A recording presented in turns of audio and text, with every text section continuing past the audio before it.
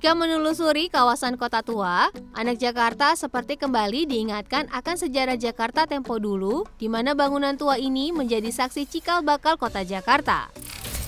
Arsitektur bangunan tua nan elok menjadi salah satu peninggalan bersejarah di kota yang dulunya bernama Batavia. Dan yang menjadi ikon paling terkenal dari kawasan ini adalah Museum Fathahillah atau yang memiliki nama resmi Museum Sejarah Jakarta. Kali ini, tim @Jakarta akan mengajak anak Jakarta untuk menelusuri dan mengetahui lebih jauh tentang museum bersejarah ini.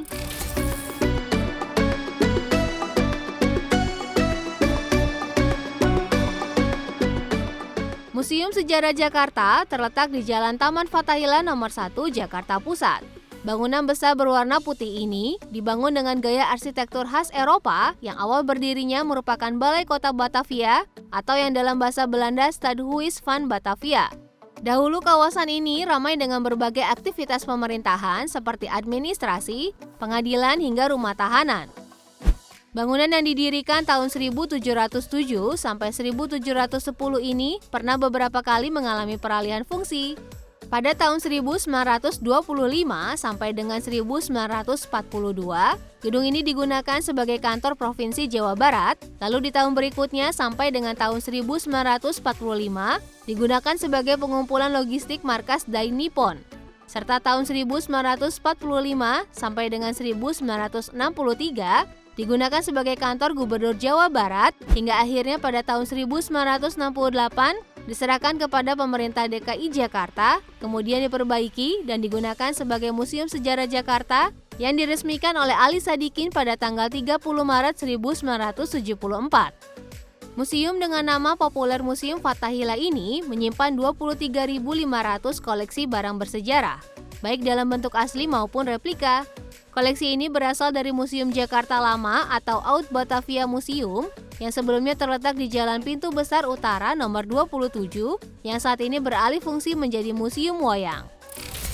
Bangunan yang berdiri di tanah seluas 1.300 meter persegi ini terdiri atas bangunan utama dengan dua sayap di bagian timur dan barat, serta bangunan sanding yang digunakan sebagai kantor, ruang peradilan dan ruangan-ruangan bawah tanah yang digunakan sebagai penjara. Di bagian halaman yang kini disebut Taman Fathahillah, terdapat sebuah tugu air mancur yang mana pada zaman dahulu merupakan satu-satunya sumber air bagi masyarakat setempat. Ada juga meriam si Jagur yang berada di depan halaman museum, panjangnya dapat mencapai 3 meter, sedangkan besarnya bisa mencapai 3-4 kali lipat dari meriam biasa. Meriam ini adalah meriam Portugis dari Malaka yang direbut oleh Belanda. Meriam raksasa ini dibuat dari 14 meriam yang besinya dilebur menjadi satu dan diboyong ke Batavia tahun 1641 untuk memperkuat pertahanan kota.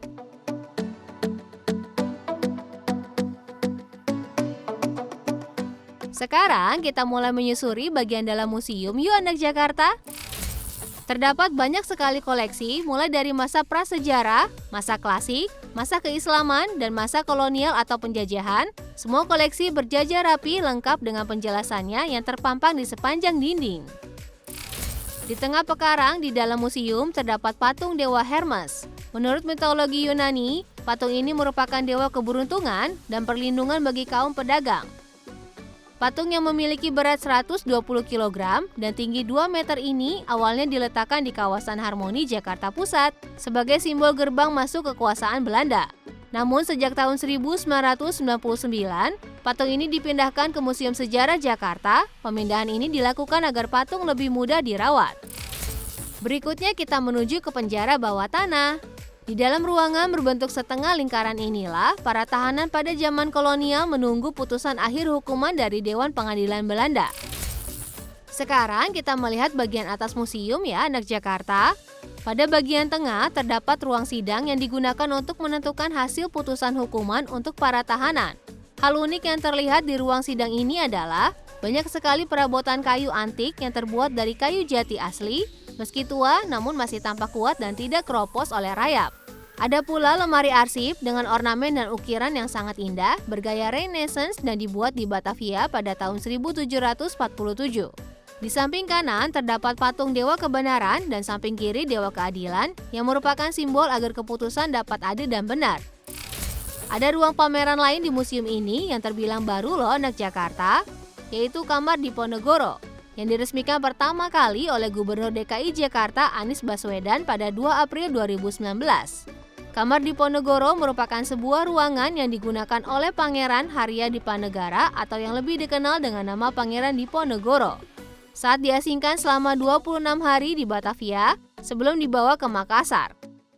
Dalam kamar ini terdapat sebuah lukisan asli sketsa wajah Pangeran Diponegoro, ranjang dengan kelambu, payung, wadah untuk menyiri, tombak serta 2 buah surat yang sempat ditulis oleh Pangeran Diponegoro untuk ibu dan putra sulungnya dengan menggunakan bahasa Jawa kuno. Selain menampilkan hal yang disebutkan tadi, masih banyak lagi koleksi yang dimiliki Museum Sejarah Jakarta seperti artefak, uang-uang di masa lampau, lukisan para gubernur dan petinggi Hindia Belanda, senjata yang digunakan saat berperang, dan beragam koleksi lainnya. Nah, itu dia tadi anak Jakarta, sekelumit kisah tentang Museum Sejarah Jakarta serta koleksi berharga apa saja yang terdapat di dalamnya. Semoga semakin banyak informasi dan pengetahuan yang anak Jakarta dapatkan ya. Dan yang tak kalah penting, anak Jakarta harus bisa lebih memiliki rasa nasionalisme dan kebangsaan.